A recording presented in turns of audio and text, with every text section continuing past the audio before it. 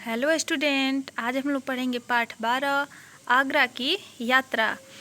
आप लोग भी घूमने फिरने के शौकीन होंगे, आपको भी अच्छा लगता है जगह जगह पर जाकर घूमना, मस्ती करना।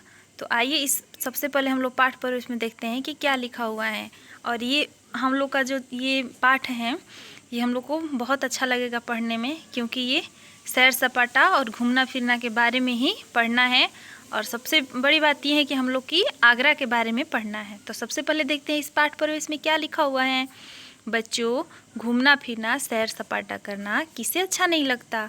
लोग अवकाश बिताने के लिए देश विदेश की यात्रा करते हैं।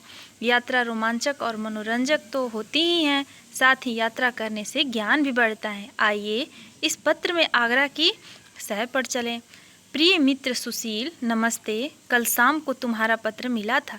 कुछ देर पहले ही हम लोग आगरा की यात्रा से लौटे थे, इसी कारण आज पत्र लिख रहा हूँ। पिछले हफ्ते हमारी परीक्षाएं समाप्त हो गई थी।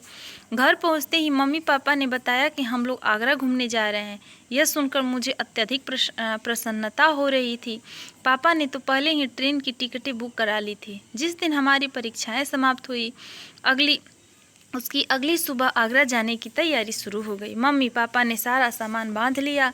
सुबह का नाश्ता करने के बाद हम लोग टैक्सी से रेलवे स्टेशन पहुंचे। प्लेटफॉर्म पर आधा घंटा इंतजार करने के बाद गाड़ी आई। हम लोग ने फटाफट अपना सामान चढ़ाया और अपनी अपनी आरक्षित सीटों पर बैठ गए। थोड़ी ही देर में ट्रेन चल पड़ी।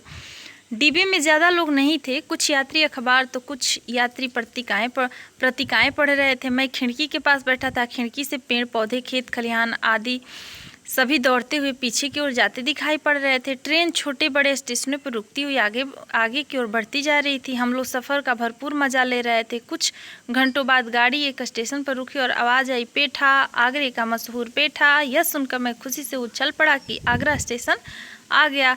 स्टेशन से निकलने के बाद हम लोग एक होटल में जाकर ठहरे। वहाँ भोजन करने के बाद ताजमहल देखने के लिए निकल पड़े।